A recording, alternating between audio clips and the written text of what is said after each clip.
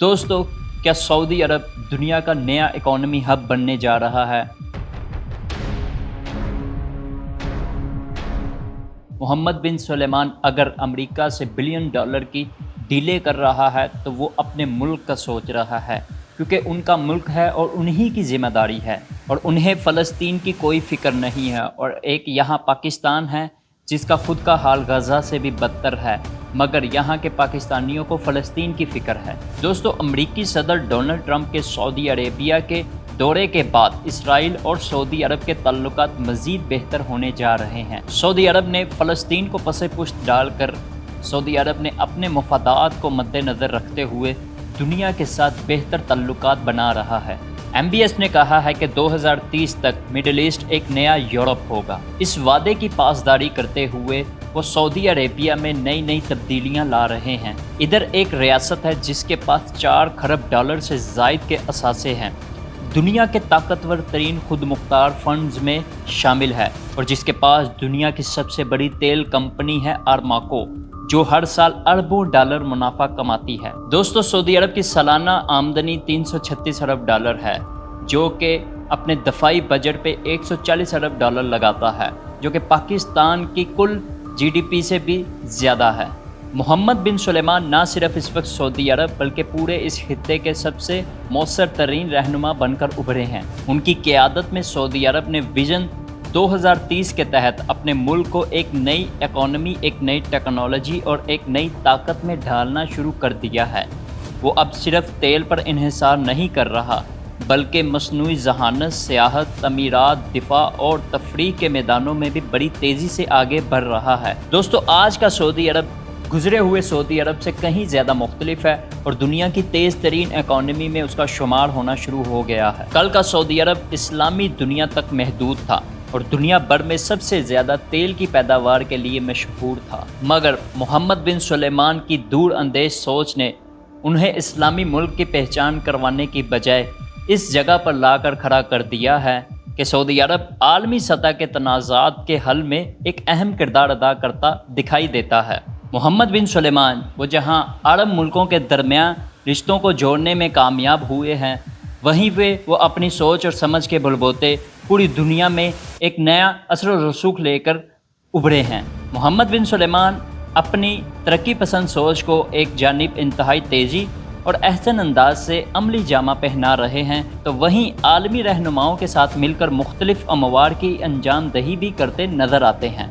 दोस्तों, आइए आज हम दुनिया के सबसे अहम मसाइल पर गहरी गुफ्तगू करते हैं। आज हम आपसे सवाल करते हैं कि क्या रियाद दुनिया की नई इकोनॉमी हब बन के उभर रहा है? सऊदी अरब, जो कि सिर्फ एक तेल की वजह से जाना जाता था, आज एक नए दौर में दाखिल हो चुका है।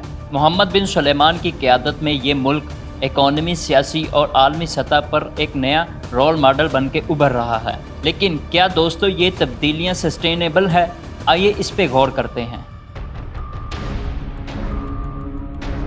सऊदी अरब ने 2016 में विज़न 2030 का आगाज़ किया, जो इसकी इकोनॉमी को तेल से हटाकर डाइवर्स कर रहा है, जिसके 3 पिलर हैं। Number 1 dynamic society, number 2 developing economy और नंबर 3 पर है ग्रेट नेशन। क्या आप जानते हैं कि इस मुल्क में ख़वातीन की तरक्की की कंट्रीब्यूशन में 22% से बढ़कर 35% हो गई है। ये एक बड़ी कामयाबी है कि सऊदी अरब सोशल टर्मिनोलॉजी पर सीरियस है। क्या ये एक बड़ी कामयाबी है?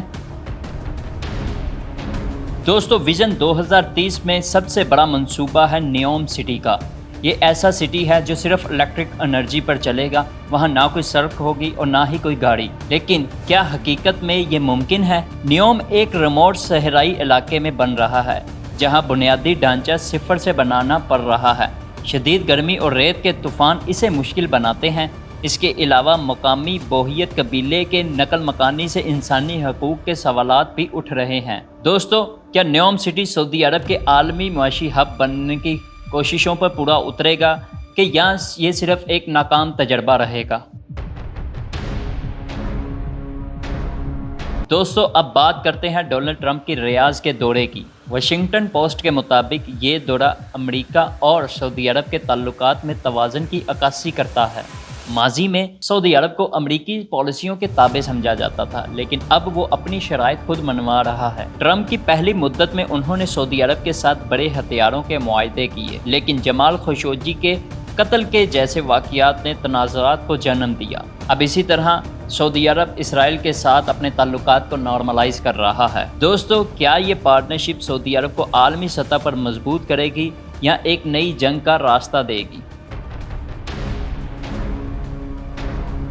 दोस्तों, खित्ते का सबसे बड़ा चैलेंज है फ़लस्तीन का मसला। ह्यूमन राइट्स 2025 की रिपोर्ट के मुताबिक गजा में हलाकतों की तादाद सबसे ज़्यादा है और नकल मकानी की तादाद भी सबसे ज़्यादा है। सऊदी अरब ने वाज़िया किया है कि इसराइल के साथ कोई भी नॉर्मलाइजेशन फ़लस्तीनी रियासत के क़याम से मशरूत है। दोस्तों, क्या इस खित्ते में अमन मुमकिन है जब तक फ़लस्तीन का मसला हल नहीं होगा? दोस्तों, सऊदी अरब एक इलाकाई ताकत नहीं है, बल्कि वो आलमी सतह पर एक नई ताकत बन के उभर रहा है। उसने चीन की सालिसी के साथ ईरान के साथ अच्छे ताल्लुकात किए हैं, जो कि उसकी सफारती सलाहियत को जाहिर करता है। इसके अलावा सऊदी अरब ने रूस यूक्रेन मुज़ाकरात और दीगर आलमी मसाइल में सालिसी का किरदार अदा किया है। दोस्तों, क्या ये सऊदी अरब की आलमी और पॉलिटिकल हब बनने की एक कोशिश है कि या सिर्फ ये एक चमक है? दोस्तों, सऊदी अरब विजन 2030 के तहत एक बड़ी कामयाबी से गुजर रहा है। नियोम जैसे बड़े मंसूबे उसके आलमी इकोनॉमी हब बनने की ख्वाहिश को जाहिर करते हैं, लेकिन इस दौरान चैलेंजेस भी कम नहीं हैं। अमेरिका और सऊदी अरब के अच्छे ताल्लुकात हैं, लेकिन मसला फ़लस्तीन जो है और इस तरह के दीगर कॉन्फ्लिक्ट जो है इस दोस्ती को कितना मजबूत रख सकते हैं। दोस्तों, क्या सऊदी अरब वाकई ही आलमी सतह पर दुनिया का इकोनॉमी हब बनकर रहेगा? क्या सऊदी अरब अपनी पायदारी को बरकरार रख पाएगा? और सबसे बड़ा सवाल, क्या मिडिल ईस्ट में अमन मुमकिन है? ये वो सवालात हैं जो आने वाले कल में दुनिया की सिमत को तय करेंगे। और आप इसके बारे में क्या सोचते हैं? कमेंट सेक्शन में अपनी राय का लाजमी इजहार करें। शुक्रिया।